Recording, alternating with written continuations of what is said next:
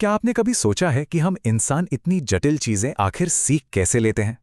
मतलब एक छोटा बच्चा जो शुरुआत में ठीक से बोल भी नहीं पाता, वो बड़ा होकर मैथ्स के मुश्किल से मुश्किल सवाल कैसे हल करने लगता है। आज के इस एक्सप्लेनर में हम ठीक इसी सीखने की क्रमिक प्रक्रिया यानी साइंस ऑफ सीक्वेंशियल लर्निंग को डिकोड करने वाले हैं। हम जानेंगे कि बुनियादी मनोवैज्ञानिक सिद्धांतों का इस्तेमाल करके सीखने को कैसे डिजाइन किया जाता है और एक परफेक्ट लेसन कैसे तैयार होता है। तो चलिए बिना किसी देरी के शुरू करते हैं। अब इस विषय की गहराई में चलते हैं। कैलाश अलारिया जी ने बहुत ही शानदार नोट्स तैयार किए हैं और इन्हीं के जरिए आज हम रॉबर्ट गेने की लर्निंग थ्योरी को समझेंगे। ये थ्योरी सच मानिए हमारे लिए एक अल्टीमेट गाइड की तरह है। इससे हमें एकदम क्लियर हो जाएगा कि ह्यूमन लर्निंग यानी इंसान के सीखने की प्रक्रिया असल में कैसे आगे बढ़ती है। तो सबसे पहले जानते हैं उस जीनियस के बारे में जिन्होंने हमें ये थ्योरी दी। इनका पूरा नाम था रॉबर्ट मिल्स गैने। ये अमेरिका के एक बहुत ही जाने-माने एजुकेशनल साइकोलॉजिस्ट थे और इनका जीवन काल 1916 से 2002 तक रहा। गैने ने अपनी बहुत ही फेमस किताब द कंडीशंस ऑफ लर्निंग में सीखने के इस सिद्धांत को दुनिया के सामने रखा। और इनकी सबसे बड़ी खोज क्या थी?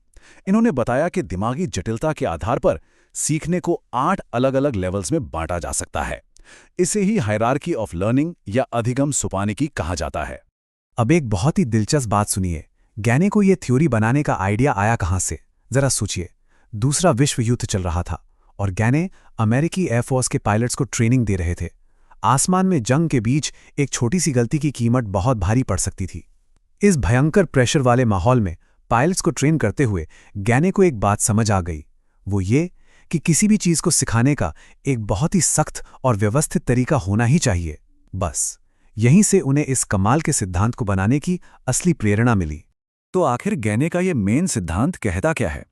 उनका मानना था कि सीखना कोई रातों रात होने वाला जादू नहीं है, बल्कि एक स्टेप बाय स्टेप प्रोसेस है जो हमेशा सिंपल से कॉम्प्लेक्स यानी सरल से कठिन की तरफ बढ़ता है।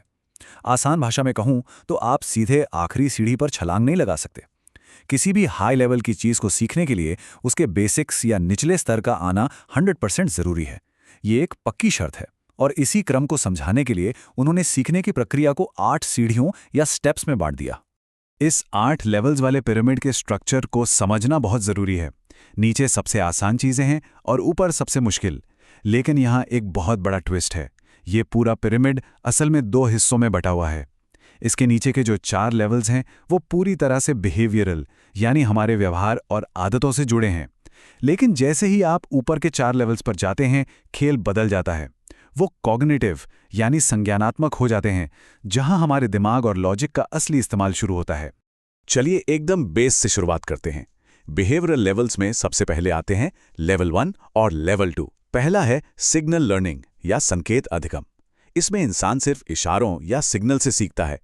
इवान पावलोव की क्लासिकल कंडीशनिंग याद है? ये बिल्कुल वैसा ही है। जैसे स्कूल की घंटी बजते ही बच्चे समझ जाते हैं कि भाई छुट्टी हो गई। इसके ठीक ऊपर है लेवल 2 यानी स्टिमुलस रिस्पॉन्स लर्निंग। इसमें किसी चीज या स्टिमुलस को देखकर हम रिएक्ट करना सीखते हैं, बिल्कुल वैसे ही जैसे बीएफ स्किनर ने अपने एक्सपेरिमेंट्स में साबित किया था। पिरामिड में थोड़ा और ऊपर बढ़ते हैं। लेवल 3 है चेनिंग लर्निंग या श्रृंखला अधिगम। यहाँ हम शारीरिक कामों को एक सीरीज में यानी एक चेन की तरह करना सीखते हैं।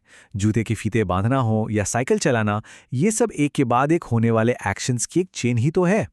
इसके बाद आता है लेवल 4 यानी वर्बल एसोसिएशन लर्निंग। यहाँ हम शब्दों को आपस में जोड़ना सीखते हैं, जैसे बचपन में कोई कविता याद करना या नए शब्द सीखना। और यहाँ आकर हमारे पिरामिड का बिहेवियरल हिस्सा पूरा हो जाता है। अब एंट्री होती है कॉग्निटिव यानी दिमागी हिस्से में। लेवल 5 है डिस्क्रिमिनेशन लर्निंग या विभेदीकरण अधिगम। नाम से ही पता चल रहा है, इसका मतलब है मिलती जुलती चीजों के बीच अंतर करना, जैसे एक स्क्वायर और रेक्टेंगल के बीच का बारीक फर्क समझना। फिर आता है लेवल 6 कॉन्सेप्ट लर्निंग। इसमें हम चीजों की क्वालिटीज के बेस पर एक जनरल आइडिया या कॉन्सेप्ट बनाते हैं। उदाहरण के लिए दिमाग में ये बात फिट हो जाना कि 4 पैर वाले हर जीव को हम जानवर की कैटेगरी में रखते हैं। और अब हम पहुंच गए हैं इस 8 स्टेप्स वाले पिरामिड के एकदम टॉप पर। लेवल 7 है रूल लर्निंग या नियम अधिगम।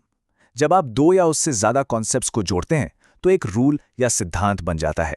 मैथ्स के फॉर्मूले इसी का नतीजा है। और finally level 8 problem solving learning.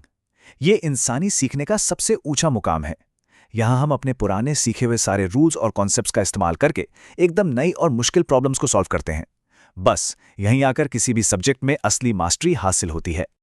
अब मजे की बात यह है कि गैने का योगदान सिर्फ इस पिरामिड तक ही सीमित नहीं है। अब हम उनकी थ्योरी के 3 और बहुत ही प्रैक्टिकल पहलुओं को देखेंगे। सीखने के 5 डोमेन, इंस्ट्रक्शन के 9 इवेंट्स और उनकी कुछ बेहद ज़रूरी किताबें। ये वो चीज़ें हैं जिनका आज के एजुकेशन सिस्टम पर बहुत गहरा असर है। तो सबसे पहले बात करते हैं डोमेन्स ऑफ लर्निंग की। गैने ने हमारे सीखने के नतीजों को 5 अलग अलग कैटेगरीज में बांटा। पहली है वर्बल इन्फॉर्मेशन यानी मौखिक जानकारी। दूसरी इंटेलेक्चुअल स्किल्स या बौद्धिक कौशल। तीसरी है कॉग्निटिव स्ट्रैटेजीज, जहां हमारा दिमाग खुद के सीखने के नए नए तरीके ईजाद करता है।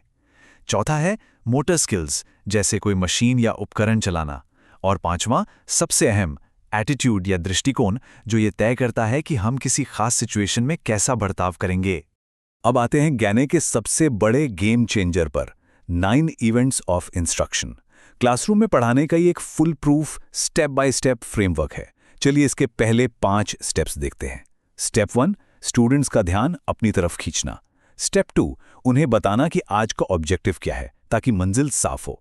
स्टेप 3, उनकी पुरानी नॉलेज को याद दिलाना। स्टेप 4, नया टॉपिक या स्टिमुलस सामने रखना। और स्टेप 5, उन्हें सही गाइडेंस देना ताकि वो नए टॉपिक को आसानी से समझ सकें।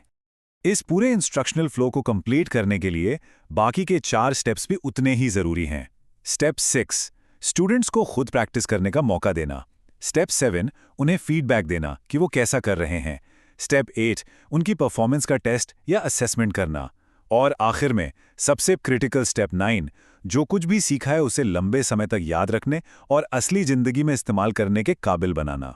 इसे एनहांस रिटेंशन एंड ट्रांसफर कहते हैं। एजुकेशनल साइकोलॉजी में गैने का नाम इतना बड़ा क्यों है, इसका सबूत उनकी किताबें हैं। इनकी सबसे masterpiece book the conditions of learning पहली बार 1965 में पब्लिश हुई थी। इसके अलावा इंस्ट्रक्शनल डिज़ाइन पर उनकी और भी कई किताबें दुनिया भर में फेमस हुईं, जैसे प्रिंसिपल्स ऑफ इंस्ट्रक्शनल डिज़ाइन और essentials of learning for instruction. इन किताबों ने गैने को शिक्षा की दुनिया में हमेशा के लिए एक लेजेंड बना दिया। तो ये था रॉबर्ट गैने का कमाल का लर्निंग सिद्धांत। इससे एक बात तो साफ हो जाती है कि सीखना कोई रैंडम चीज नहीं है, बल्कि सिंपल से कॉम्प्लेक्स की तरफ जाने वाला एक पक्का साइंटिफिक प्रोसेस है। जरा सोचिए, क्या हम अपनी रोजमर्रा की जिंदगी में भी अनजाने में इसी 8 लेवल वाले पिरामिड का इस्तेमाल नहीं करते? बिल्कुल करते हैं। खैर, इसी के साथ हम आज के इस एक्सप्लेनर के अंत में आ गए हैं। यदि ये वीडियो ज्ञानवर्धक और मददगार लगा हो तो कृपया कॉग्निटिव सीडीपी चैनल को लाइक करें, इसे दोस्तों के साथ शेयर करें और ऐसे ही और ज्ञानवर्धक वीडियो के लिए सब्सक्राइब करना ना भूलें।